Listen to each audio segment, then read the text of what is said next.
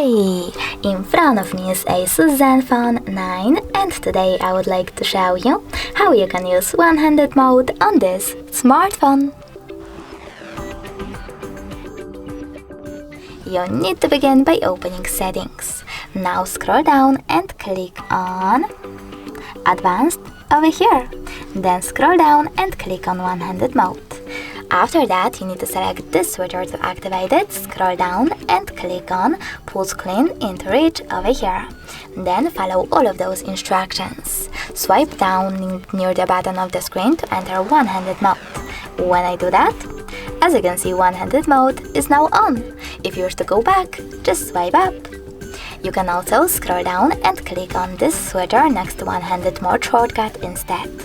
Then click on Got it and access one-handed mode by clicking on the shortcut whenever you wish to.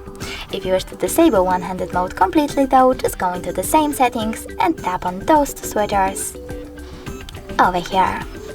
Thanks so much for watching. If you enjoyed this video, leave a like, comment and definitely subscribe. Bye!